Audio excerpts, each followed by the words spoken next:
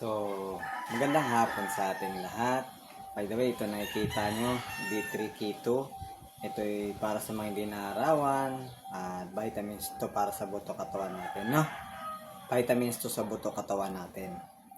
And then, all natural vitamins to, highest bioavailability, no? Support health, bones, health, and immune function. Ito po ang benefits niya para sa hindi mga naarawan at pampalakas ng buto. Itong Live Good D3 K2. Ito ay USDA organic at need nyo to mga viewers para sa maging healthy ang inyong body, inyong katawan, no? At ito ay magandang benefits na inumin. At mabibili nyo lang to sa Live Good ng factory price. 75% off pag member kayo sa Live Good, no? At nasa baba ko din sa description box ko yung link. Pwede kayong umorder at pwede nyong tignan lahat ng product ni Live Good doon at yung mga turo video doon, description sa mga benefits ng product nila. Marami po doon. Pwede nyo i-tour yung shop ko na link ko sa baba. At kung gusto nyo magpa-member, nandun din.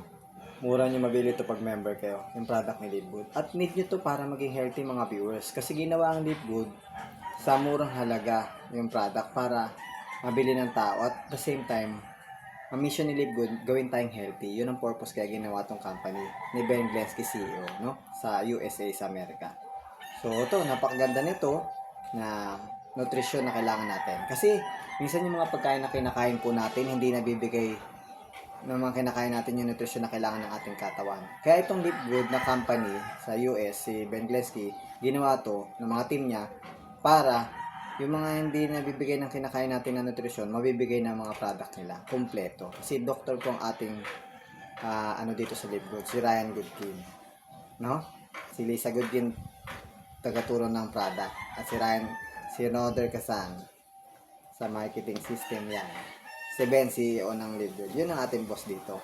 At huwag niyo kakalimutan i-like and share and subscribe ang aking channel dito sa YouTube para lagi kayo ma-notify. At order na kayo, mga viewers. Salamat! Order na sa description box ko sa link sa baba. Okay? God bless you.